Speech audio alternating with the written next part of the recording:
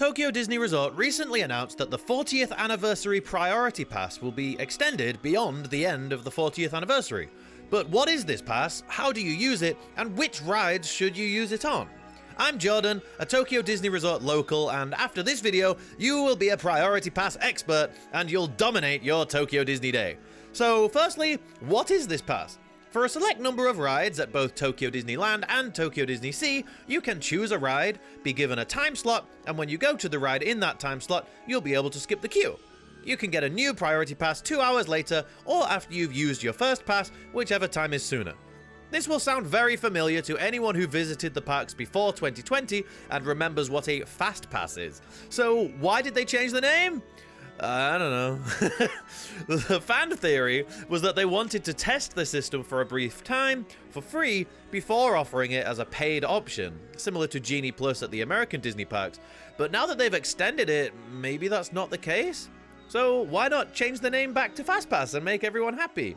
Well, one way the pass is different to Fastpass is the selection of rides. Fastpass was available for all the most popular rides at both parks, but the Priority Pass isn't available for the rides which get the longest queues, as these are limited to the paid queue skipping service Disney Premier Access, which basically works the same way, but you have to pay for it. Either 1,500 yen or 2,000 yen to skip the ride queues, and 2,500 yen for the shows and parades, but we're not going to talk about those here because they don't have Priority Pass. Basically, if you do want to pay for the DPA for any of the rides or shows, get that right after you get your first Priority Pass when you get through the gate. Because whilst they are popular and do run out, especially on busy days, they don't run out as quickly as the Priority Passes do, and you don't have that 2-hour window to get your next one. You can just keep getting them. So get your Priority Pass first, DPA second. DPA is available for the rides you can see on screen now, so you can't get a Priority Pass for these. So how do you get a Priority Pass? Before your visit, you should download the Tokyo Disney Resort app and link your park tickets. You can buy your park tickets directly in the app, in theory, but a lot of cards don't work. Even my Japanese credit card normally doesn't work on the actual app, so foreign cards have even less of a chance. This leaves many people buying their tickets on a third-party site like Klook. You can check the link in the description or scan this QR code if you want to buy your tickets there. That also helps support this channel, so thanks to everyone who does that. After the quick, easy payment, you'll get to a QR code, which you can then scan into the Tokyo Disney Resort app. You can now use the app as your ticket, but I'd keep the digital one handy just in case, like why not? You can also access all the in-app services such as Priority Pass. The instant you scan your ticket at the entrance of either park, you'll be able to choose a ride to get your first Priority Pass. Simply tap Priority Pass, choose a ride, choose a time, and voila, you have your return time. But which ride is the best one to choose first? Is there a good strategy to use? Whilst everyone will have their own personal preferences to take into account, some rides will run out of priority passes much more quickly than others, and some rides will have such a short wait all day that using a priority pass for them would be a waste. So let's go one park at a time and talk about what the best strategy is. We'll start with Tokyo Disneyland. You can see a list of every ride with priority pass on the screen right now. You've probably immediately noticed certain rides that you don't want to miss, and others that you wouldn't mind skipping. One ride that should be near the top of everyone's list is Pooh's Honey Hunt, and until recently, this would always be the first pass to run out, so I'd recommend getting this one first, as you won't want to miss this one-of-a-kind trip through the 100-acre wood.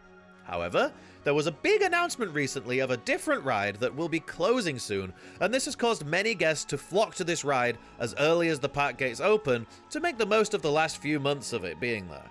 So, if you're visiting the park before August 2024 and you want to get one last ride on Tokyo's Space Mountain, you may want to use your first priority pass for this.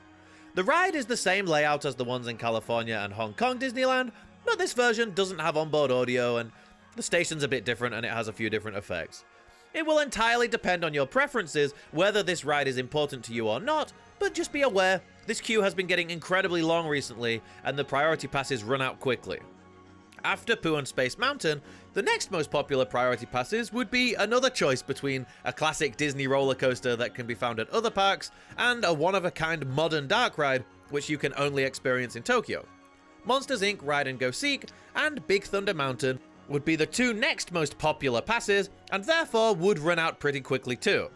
Before I go into the worst attraction to use it on, that would be like throwing your pass away as they normally just make you join the normal queue, I have to point out that during Halloween and Christmas, Haunted Mansion has its Christmas overlay, Haunted Mansion Holiday Nightmare, in which Jack Skellington and the other inhabitants of Halloween Town come to wreck the halls for the festive season.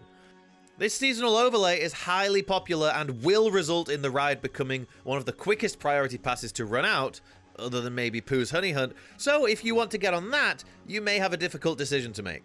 Okay, so which ride at Tokyo Disneyland would be a waste of a priority pass? It's a good ride with an excellent queue, but despite its randomized sequences, it never has much of a wait. And that's Star Tours. 9 times out of 10, if you use a priority pass here, you'll join exactly the same line as everyone else, and 10 times out of 10, it's the last priority pass available at the end of the day, so definitely avoid getting one for this ride, unless it's the only thing left, in which case, why not? Here's a list of every ride with priority pass at Tokyo Disneyland in the order in which they usually run out. So at the top is the quickest to run out, and at the bottom is Star Tours. Hopping across to Tokyo Disney Sea, which we can only do in video form now because there's no park hopping at Tokyo Disney Resort. Boo! Prioritizing priority passes prior to approaching the park here is much simpler. Why did I write that sentence? There is an objective correct answer to the which ride should I get a priority pass first question. Tokyo Disney Sea is an astounding park, but it has a problem with its ride lineup in that there are just a handful of rides that are enormously popular. So right now the park has DPA, the paid pass, on 4 of its biggest rides: Soaring Fantastic Flight, Toy Story Mania, Journey to the Center of the Earth, and Tower of Terror, leaving just one other highly popular ride in the complimentary priority pass.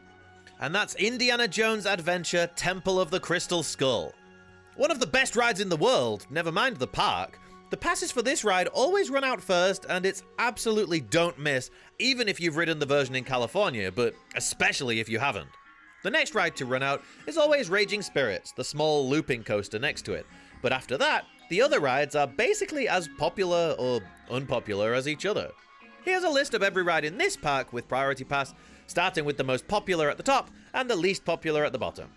It's kind of nice in a way that the strategy for this park is so simple, but I do hope that after Fantasy Springs opens, when we get Peter Pan's Neverland Adventure, Anna and Elsa's Frozen Journey, and Rapunzel's Lantern Festival all joining the DPA list, that Journey to the Center of the Earth and Tower of Terror can come onto the priority pass. Maybe even Toy Story Mania too.